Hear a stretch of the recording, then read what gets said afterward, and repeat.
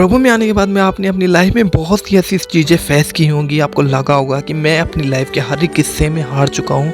अब मेरा कुछ भी नहीं होने वाला। अब कोई मेरा रिश्तेदार मेरा अपना नहीं है, कोई मेरा फैमिली में मेरा अपना नहीं है।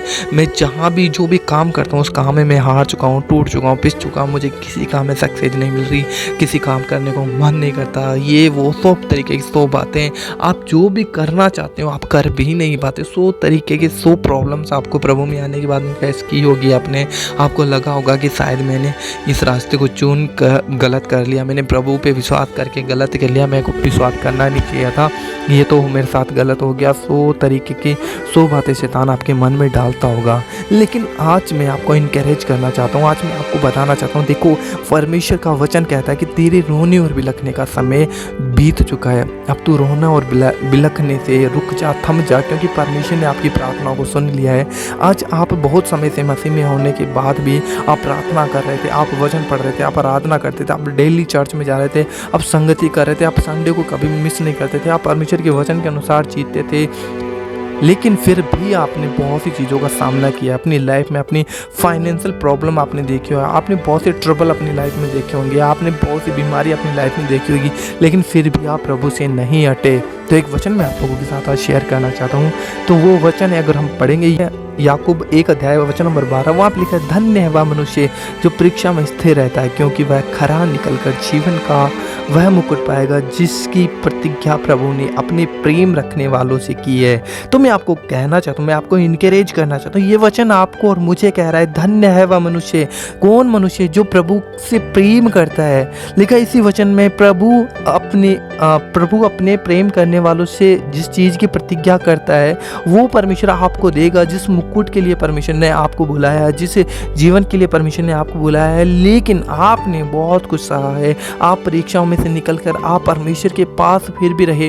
आप प्रार्थना कर रहे थे, आप आराधना कर रहे थे, आप संगति रख रहे थे, आपसे गलतियां हो जाती थी, लेकिन आप गलतियां मान लेते थे। प्रभु को छोड़ने की आपका मन बार बार करता था। शैतान आपके मन में 100 तरीके की बातें डालता था, 100 तरीके की प्रॉब्लम दिखाता था आपको, लेकिन फिर भी आप टूट पिस कर भी आप प्रार्थना करते थे। लिखा है, टूटा पिसा मन तो परमेश्वर के योग्य बलिदान है। आप टूटे हुए हालातों में भी परमेश्वर को पुकारते रहे, इसलिए परमेश्वर आज आपको ये वचन दे रहा है, और वचन के अनुसार आज परमेश्वर आपको कहना चाहता है, देखो धन्य वह मनुष्य जो परीक्षा में स्थिर रहता है। परीक्षाएं, जब आपने इतना कुछ सहन किया अपनी लाइफ में, वो आपका एक समय था कि परीक्षा, जब परमेश्वर परख रहा था, परमेश्वर देख रहा था कि जो मैं तुझे दूं कि क्या तू उस बातों के, उन चीज़ों के योग्य है।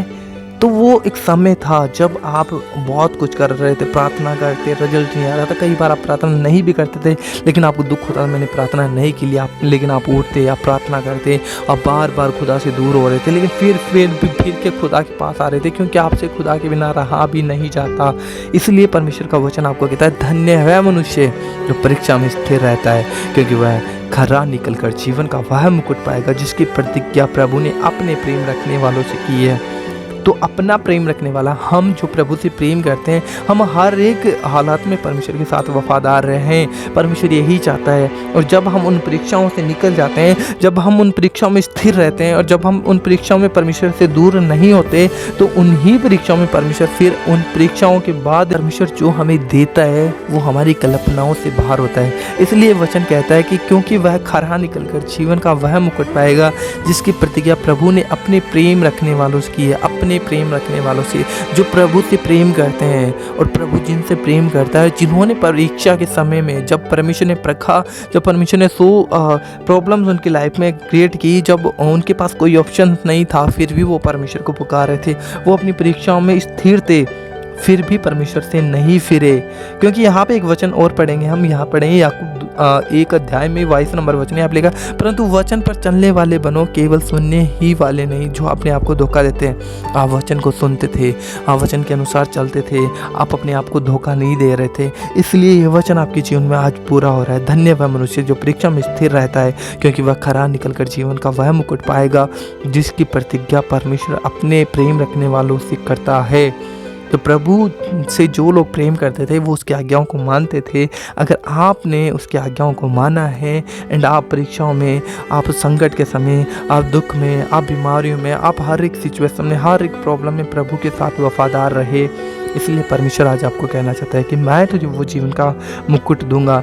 वो इस पृथ्वी पर भी है। जब परमेश्वर आपको इस पृथ्वी पर उठाएगा, जब वो आपको ऊंचा करेगा, आपकी सारी प्रॉब्लम से निकाल कर वो आपको ऊंचा करेगा, जब वो ब्लेस करेगा, तब ये वचन तब पूरा होता है जब परमेश्वर आपको अपनी सारी समस्याओं से बाहर निकाल कर उस जीवन के मुकुट, इस जीवन इस पृथ्वी पर है, इस जीवन में परमेश्वर आपको एक महिमा का ताज देगा, जो आप इस संसार में, इस समाज में अलग दिखेंगे, परमेश्वर की महिमा के लिए अलग दिखेंगे। लिखा है कि जो नगर पहाड़ पे बसा हुआ है वो छिप नहीं सकता। तो आप और मैं उस नगर के समान है जो नगर पहाड़ पे बसा हुआ है।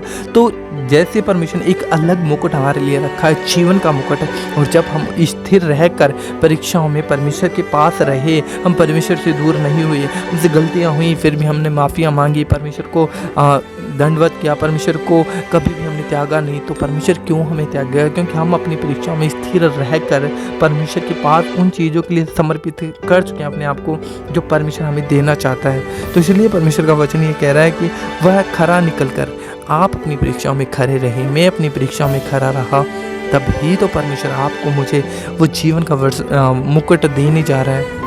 मैं आपको कहना चाहता हूँ मेरे मसीह भाई बहनों, आज आपने अपनी लाइफ में बहुत कुछ सहा होगा। प्रभु में आने के बाद में आपने अपने परिवार में, अपनी फैमिली में, अपने आस पड़ोस में, अपनी जहाँ काम करते होंगे वहाँ पर अपने पति से, अपनी पत्नी से, कोई भी आपका भाई बहन, अपनी मम्मी पापा, कुछ भी, कोई भी हो सकता है, कैसा भी आपकी लाइफ में स्ट्रगल हो सकता है, कैसे फाइनेंशियल कंट्रीब्यूट, कुछ भी आपकी लाइफ में कुछ भी हुआ होगा, लेकिन फिर भी आप प्रभु के साथ वफादार रहे हैं। तो यहाँ पे वचन उन्हीं लोगों के लिए, ये वचन आपके लिए, क्योंकि आपने बहुत कुछ सहा है।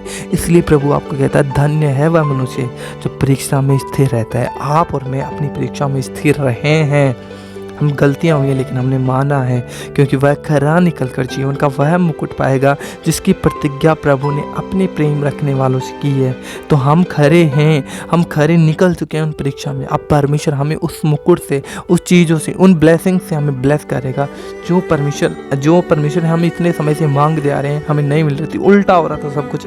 अब परमेश्वर हमें उन चीज़ों से ब्लेस करने जा रहा है। बस अब आप परमेश्वर के साथ और वफादार रहिए ताकि आप उन चीज़ों को ले सकें जो परमेश्वर आपको देने पर है। क्योंकि आप परीक्षाओं में निकल कर, मैं परीक्षाओं में निकल कर परमेश्वर से हम उन चीज़ों के लिए समर्पित कर चुके हैं, उन चीज़ों के लिए परमेश्वर के पास पहुंच चुके हैं और परमेश्वर के सामने हम खरे सिद्ध हो चुके हैं। तो परमेश्वर आपको और मुझे जीवन का वो मुकुट देने जा रहा है जिसमें हर एक मसीह आज चाहता है कि मैं मसीह में आया हूँ, परमेश्वर मुझे ब्लेस करे, परमेश्वर मुझे ये दे वो दे।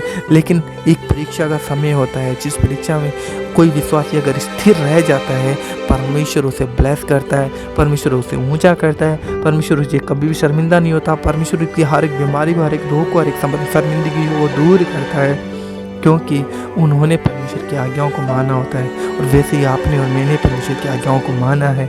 इसलिए परमेश्वर आज आपको और मुझे उन चीज़ों के लिए ब्लेस करना जा रहा है जिन परीक्षाओं में हमने स्थिर रहकर परमेश्वर के लिए अपने आप को समर्पित किया। सो प्रभु आपको आशीष दे। God bless you.